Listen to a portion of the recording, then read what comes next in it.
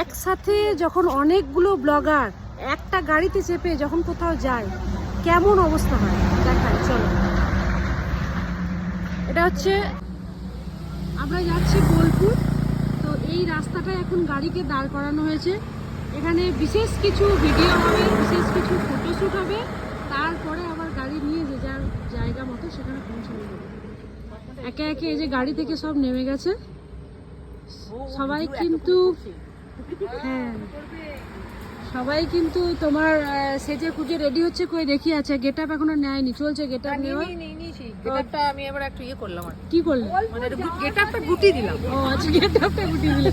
আচ্ছা, এটা হচ্ছে দিদির বড় যা, মানে বড়দি, তোমরা সবাই জানো। এটা হচ্ছে ছোটদি, আর এটা হচ্ছে দিদি বলে দিল লক্ষ্মী প্রতিমা আমাদের বৌমা। আর এটাও আরেকটা দিদি, নতুন দিদি, ইসিকা দিদি আছে। আর ওই যে আমাদের ভাইরাল দিদি, আমাদের থেকে একটু মেয়ে বানানো যায়, এত ফর্সা হতে না। দাঁড়িয়ে আছি। তোমরা এখন কোথায় যাচ্ছ? আমরা হ্যাঁ, আমরা যাচ্ছি এই যে শাড়ি কিনতে। ও, কতগুলো নেবে? ব্যাগটা মোটা করে নিয়েছো না বস্তা নিয়েছো, কি নিয়েছো? আমার বেটা প্রথমেই বলে দিচ্ছে আবার চললো টাকা খসাতে। বৌমা কি বলছে?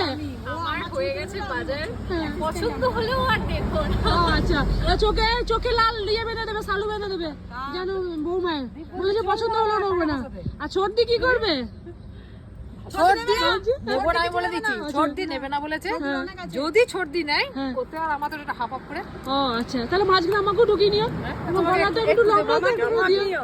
5 ভাগ করে দেবো, তোমার ঠাকুর ঘরে গিয়ে আসনে পাতবে। আমি কিন্তু নোংরা বলি না। আসনে পাতবে, সাইডের 5 টুকরো করে দেবো। আর তুমি কি করবে?